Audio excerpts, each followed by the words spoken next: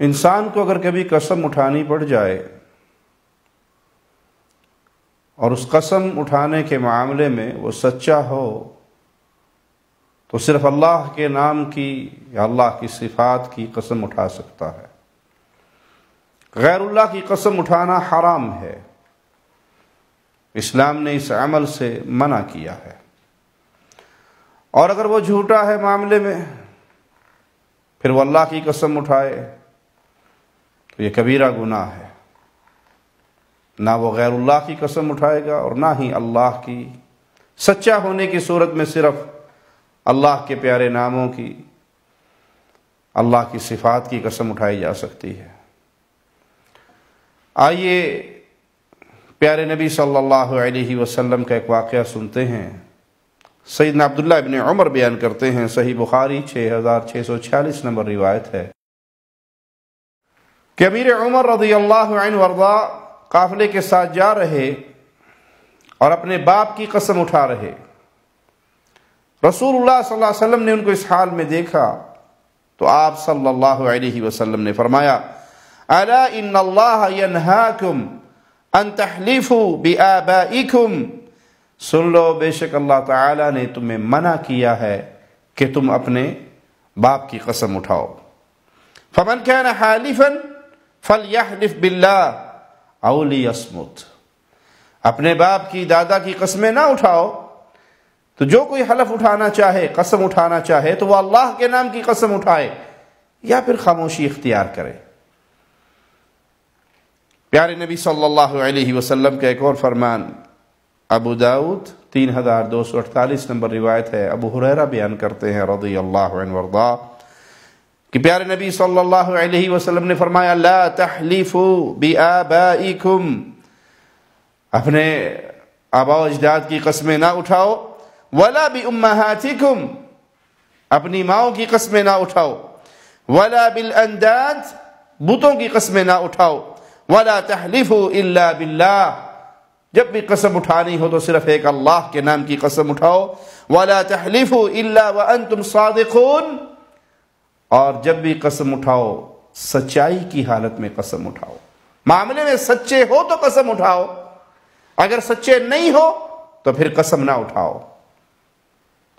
اللہ کے نام کی عزت ہے، اللہ کے نام کا بڑا وقار ہے، اللہ کے نام کی بڑی ہیبت ہے۔ اللہ کے نام کی جھوٹی قسم اٹھانا جان چھڑانے کے لیے، بچنے کے لیے، تھوڑی سی دنیاوی لالچ سامنے آ گئی، کوئی مفادات سامنے آ گئے، یا کہیں کچھ معاملہ ڈوبتا ہوا نظر آیا اور فوراً جھوٹی قسم اٹھا لی اور اس کو کچھ بھی نہ سمجھا، تو یہ بہت بڑا گناہ ہے جھوٹی قسم کا اٹھانا، اور بہت بڑا گناہ ہے، حرام ہے اسلام میں کہ آپ اللہ مالک کو چھوڑ کر اپنے باپ دادا کے ناموں کی، اپنی ماؤں کے ناموں کی یا بتوں کے ناموں کی قسم اٹھاؤ۔ پیارے نبی صلی اللہ علیہ وسلم کا فرمان مسند احمد میں 22980 نمبر روایت ہے، آپ نے فرمایا، من حلف بالامانۃ فلیس منا، جس نے امانت کا حلف اٹھایا وہ ہم میں سے نہیں۔ بعض لوگ اولاد کی قسمیں اٹھاتے ہیں، رزق کی قسمیں اٹھاتے ہیں۔ اگر ان جملوں سے یہ مراد ہے کہ میں رزق کے اڈے پہ بیٹھا ہوں، رزق میرے ہاتھ میں ہے، کہ میں رزق کی قسم اٹھا رہا ہوں، تو یہ اسلام میں ناجائز ہے۔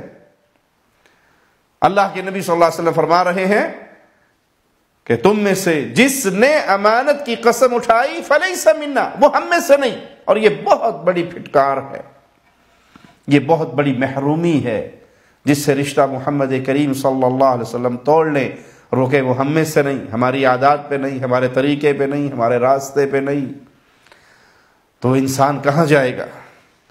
سیدنا عمر بیان کرتے ہیں کہ جب انہوں نے اپنے باپ کی قسم اٹھائی اور اللہ کے نبی صلی اللہ علیہ وسلم نے فرمایا کیا، جملوں پہ غور کیجئے گا، لو ان احدکم حلف بالمسیح، اگر تم میں سے کوئی عیسیٰ علیہ السلام کے نام کی قسم اٹھائے، لہلک، تو ہلاک ہو جائے گا، برباد ہو جائے گا، والمسیح خیر من آبائکم، اور عیسیٰ علیہ السلام تمہارے آباء و اجداد سے تو بہت بہتر ہے۔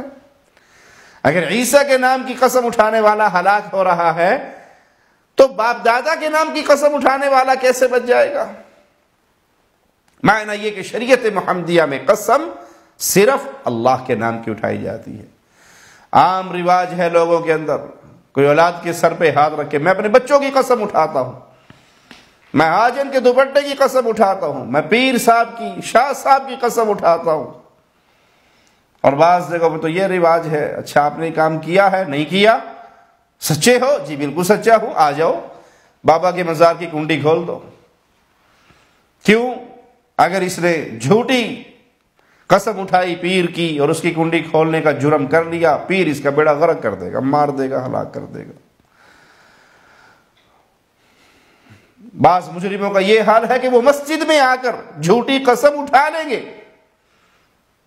کچھ لوگ اس کے سر پہ قرآن رکھ دیں اور وہ جھوٹی قسم اٹھا جائے گا، اس کے دل میں نہ اللہ کا ڈر ہوگا نہ قرآن کی عزت ہوگی۔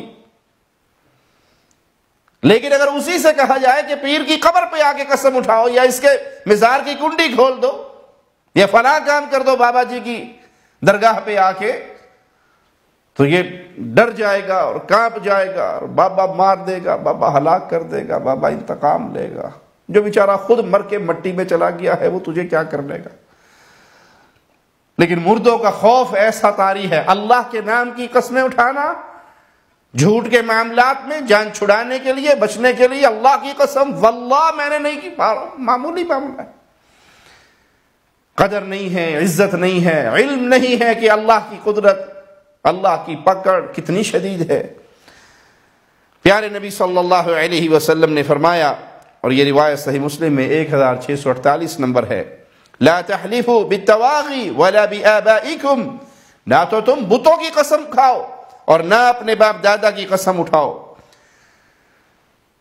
پیارے نبی صلی اللہ علیہ وسلم کا فرمان سنیے، من حلف بملت غیر الاسلام کاذبا فہو کما قال، جس شخص نے اسلام کے علاوہ کسی دوسرے مذہب کی جھوٹی قسم اٹھائی تو ویسا ہی ہو جاتا ہے جیسے اس نے کہا۔ یعنی اگر کوئی یہ کہے کسی کو یقین دلانے کے لیے کہ میں نے یہ کام نہیں کیا، اگر میں ایسا کرتا، اگر میں ایسا کروں تو میں یہودی ہو جاؤں یا میں عیسائی ہو جاؤں، اور وہ جھوٹی قسم اٹھاتا ہے، تو اسے توبہ کرنا چاہیے۔ جو شخص کسی کو یقین دلانے کے لیے بات کہے کہ اگر میں نے ایسا کیا تو میں یہودی یا عیسائی ہو جاؤں، تو اگر وہ جھوٹی قسم اٹھاتا ہے تو وہ ایسا ہی ہے، اور اگر اس نے سچی اٹھائی تو اسے توبہ کرنی چاہیے، کیونکہ اس نے اسلام کی اور ایمان کی توہین کی ہے۔